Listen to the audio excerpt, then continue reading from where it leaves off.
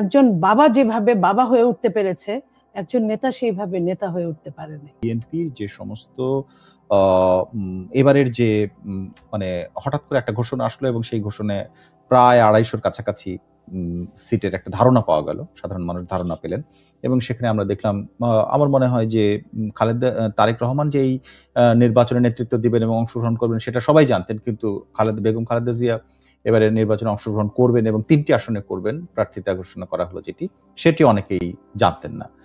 এই সাথে, সাথে খালেদা জিয়া নারী প্রধানমন্ত্রী হিসেবে বাংলাদেশে অত্যন্ত গুরুত্বপূর্ণ এবং তিনি নারী নেতৃত্বের বিষয়ে আসেন। কিন্তু নারী নেতৃত্ব যারা তাদের ক্ষেত্রে আমরা যেমন আপনার বা অনেকেরই আমরা গুরুত্বপূর্ণ সারা বছরই গণমাধ্যমে দেখি, তাদের অনেকেরই এই প্রার্থিতার ক্ষেত্রে নেই। এটির আসলে কোনো বোঝাপড়াটা এরকম কিনা যে সংরক্ষিত নারী আসন বলে যে বিষয় আছে সেখান দেখেন, এটা যদি আপনি যে কথাটা বললেন একজন পুরুষের দৃষ্টিকোণ থেকে আপনি বলতেই পারেন। আপনি নিজেও একজন পুরুষ, আমি এটাই বললাম, আপনি নিজেও একজন পুরুষ। এত উদার হবে বাংলাদেশের পুরুষ আমি এটা মনে করি না। এটা বলতে পারেন অনেকটা ওই যে চুন খেয়ে মুখ পুড়লে দই দেখেও ভয় করে। আপনি মনে করেন যে মানুষগুলো নমিনেশন পেয়েছে আমি তাদেরকে নারী হিসেবে দেখি না। এই কারণে দেখি না, ওই সংসারগুলোতে যদি সাফিসিয়েন্ট পুরুষ থাকতো, অ্যাডাল্ট পুরুষ থাকতো, এই নারীরা নমিনেশন পেত না। তো এইখানে অ্যাডাল্ট পুরুষের অভাব ছিল বলেই তারা প্রতিনিধিত্ব করছে, তারা নারীর প্রতিনিধিত্ব করছে না। এখানে কোটার উপরে কোটা, আপনি ৫% নারী কোটা আমরা এই সংস্কারের কাছে শুনতে পেরেছিলাম, সেটা একটা কোটা। তার উপর আরেকটা কোটা হচ্ছে আপনার যে মন্ত্রী মিনিস্টারের সন্তান অথবা ওয়াইফ, যেখানে পুরুষ নাই বা থাকলেও ছোট আছে। তো সেইখানে আমি এদেরকে একজনকেও নারী হিসেবে ধরি না, যে যারাই আসছে একজনকেও আমি ধরি না।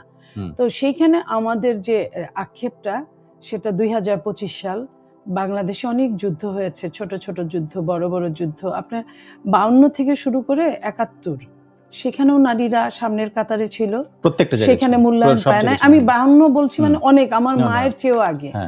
আবার আপনার ৭১ সময় আমার মা তখন যুবতী, তখনকার কথাও বলছি।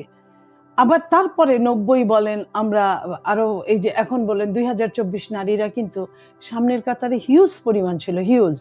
সেখানে নারীদেরকে আমরা হাতে গোনা, আমি আমার কথা বলি বা আমার সঙ্গে আমার যা কলিগরা আছে, ৯০ থেকে আমাদের উত্থান, ৯০-এর নারীদের মধ্যে আমরা হাতে গোনা আমাদের দলে ধরেন ৭-৮টা ৮-১০টা হবে এরকম, যারা এখনো টিকে আছে বিভিন্ন ঘাত প্রতিঘাতের ভেতর দিয়ে খুবই সরবভাবে এবং খুব চেষ্টা করে টিকে আছে।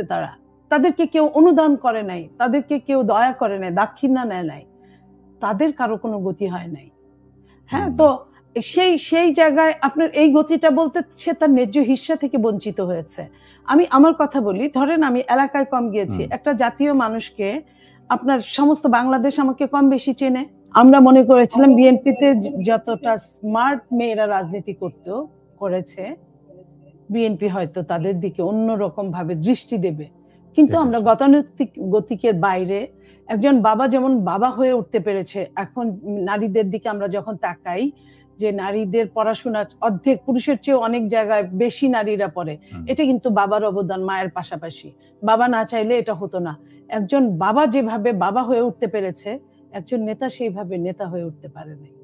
অনেক অনেক ধন্যবাদ আপনাকে নীলুফার চৌধুরী মনি, আজকে আমাদেরকে সময় দেওয়ার জন্য।